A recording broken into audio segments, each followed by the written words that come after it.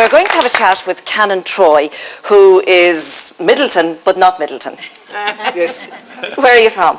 I'm from North Cork, near the Cork-Limerick border. But that's okay, isn't it? Yes. I'm very proud of that. Now, you've got a big celebration coming up in Midleton. We have the centenary of our church coming up just a fortnight from now, on Saturday the 28th of September until the Feast of the Holy Rosary, the 7th of October. And are we allowed to call it a hoolie? Well, it is a celebration. What sort of things have you got, planned for the commemoration? Well, we first of all we have Bishop John McGee will open the celebrations. There's something on every night then during the whole 10 days of it, and we will end up with Bishop Coffey, who is a grandson of the man who built the church, and he'll be there for the last two nights of it, and we have all kinds of. So it is a celebration. Yes, absolutely, it'll be a great celebration. And Canon Troy, the church is a Pugin church. We actually have a picture of the church. Yes, Ashland was the architect of the church, and the picture we have, I think, is 19. There it is there. The picture is 1906. Because the spire hadn't been built at that stage. Oh, I see. And I found that picture in a gallery here in Dublin, and the spire was built in 1907 and 1908, so it looks quite differently in the picture from what it is in reality. It's the most beautiful church. And is it part of the centenary celebrations that you've got the Stations of the Cross redone? Yes, we've got the Stations of the Cross done up. Well, everything in the church, practically everything in the church has been done up for this occasion. All the brass work has been done, the walls have been painted, the new lights installed, everything has been done, and the Stations of the Cross are quite big, and they're very fine. Yes, we have a picture of one of those actually as well that we'd like to have a look at. You had them up in the National Gallery being restored. Yes, they were restored. Right? They were restored in the National Gallery, and these pictures were painted originally in Paris 100 years ago. And really? Yes, they were painted in Paris 100 years ago. So now they've been restored, and I think they're very well done. So they'll be ready then for the centenary. It must have been some job to get those big heavy stations up to Dublin, wasn't it? Well, I was able to bring them up in the car in twos and threes, but I had to take them all home together, so I brought up a horse box. And you've just taken delivery of them today, actually. Today at half. So you rolled up to the National Gallery with your horse box, and they put all the stations into the horse box. Yeah. But you came up yesterday. Well, I came up to the match yesterday, I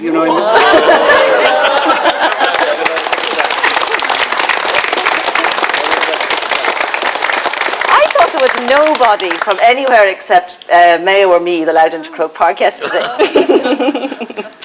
Well, I go there fairly regularly. But you were involved with the Cork team, weren't you? I was, yes. I was training Cork. I was the coach to the Cork team for 3 years when we won 3 in a row. Yeah. So well done! Oh, well, you've definitely deserved your place in Croke Park, really. I nearly have a reserved seat there. Oh, well, you deserve it after that. So you and your horse box came up yesterday. Yes. And you and the horse box and the Stations of the Cross will go down today. Yes. And did you have to borrow the horse box? I did. I borrowed the horse box from a local family. But I'm sure they're well wrapped and everything. Oh, they're very well wrapped, and they're very nice now. The people in Midleton will be delighted with them, I'm sure. Now, beside Canon Troy is Joe Duggan, who is a wizard on the history of Midleton. Well, Midleton was founded in 1180 by the Cistercians who came from Meath named Croon.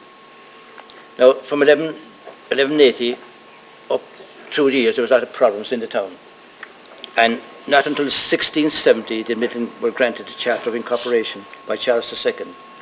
And that lasted until the year 1800 with the Act of Parliament, the Act of Parliament 1800.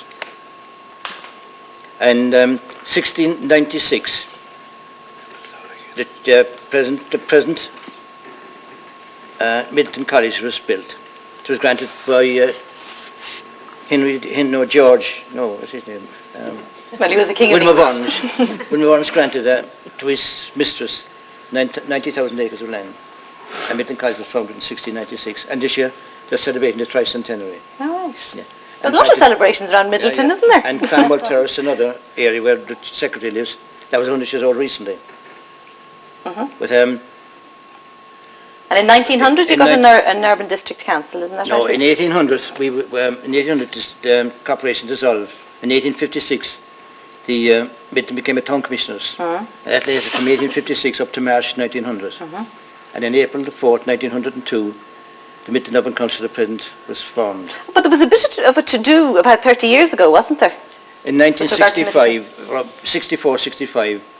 Lord Midleton, who hailed from Guildford, Canon Bertie Troy was on his face last year, but he wanted to sell the land to get rid of the town, and he sold it to a group of speculators from Cork. And they had an auction below inside the town hall.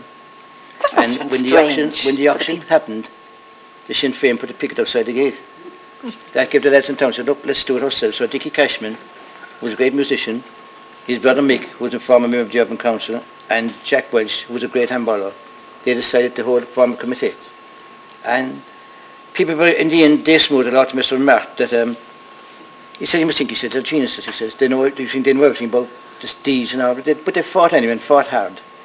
And eventually got Midleton won. What was, I reckon, the greatest thing in Midleton history. Absolutely. Now, Joe, as you're involved in a lot of local organisations, and you also do some radio work, isn't that right? I do a bit for Cork Local Radio. Yeah. And did you tell me that you fell asleep during the match yesterday? I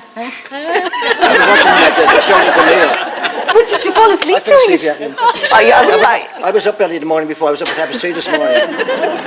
Is that not a crime to fall asleep? But I think there's another thing very important. All right. In 1965, Midleton became the centre of the eating and drink town of Ireland. What about the people of Kinsale have to say about that? Kinsale hadn't even heard of that time. But we started a food factory, then we had the deep freeze plant, and people started to come into Midleton. And in the last 20 years, Midleton has blossomed enormously. Which is great, yeah. Now, beside you, Joe, is Kathleen Cocking, who has a lovely story of emigration in reverse, really. Yes, I met my husband in Midleton. He was sent over from England to put up machines in a factory there, and I met him in Midleton. And we went over to London in 1948, and we got married in Our Lady of Grace Church, Chiswick. And we went from there down to Oldham in Lancashire. And we were in Oldham for 23 years. And how many children did you have? I had 4 children. And we used to come over every year, like. But one year my daughter Margaret, she said she was staying in Midleton. So she went into the factory in Midleton and she never came back. And then my son Thomas, he passed out to be an electrician, and he said he was coming over for a holiday to Midleton. He came over all right, went into the ESB, and he's 25 years there this year. And now they're all back, aren't they? The 4 of them are living in Midleton. And you've come back too. We thought we'd better come back. You might as well. Now, I know that when you did come back, you set up majorettes in Midleton, yes, didn't I you? set up majorettes, yes. But you were always fond of dressing up, weren't you, Kathleen? Yes. Because your cousin Bridget was telling us that. Yes, I like to be dressed up, yeah. And you're happy? Oh yes, I love it. I wouldn't go back now, and we're all happy in Midleton. And you must have seen some real changes. And 11 grandchildren. Now there must be a huge difference between the Midleton that you knew growing up and the Midleton that your grandchildren are growing up in. Yes. Better? Midleton, one time when I was young, our front doors were open and our back doors, and we were running in and out. We knew everyone, and it was beautiful, and the fair days in Midleton were gorgeous. And I miss all that. But there seems, judging by the audience here, there seems to be a great sense of community. Today, yeah. It's gone better. And a great sense of community and friendship. Oh, fantastic. And yes, obviously concern for people abroad, emigrants. For the old people as well, we have a great time. Good. Yes. Okay. Well, listen, I think we'll have a little bit more music, will we? Yes. Yes. Another great friend of ours joins us today, and he's going to sing You Belong to Me. Will you welcome, please, Sonny Knowles.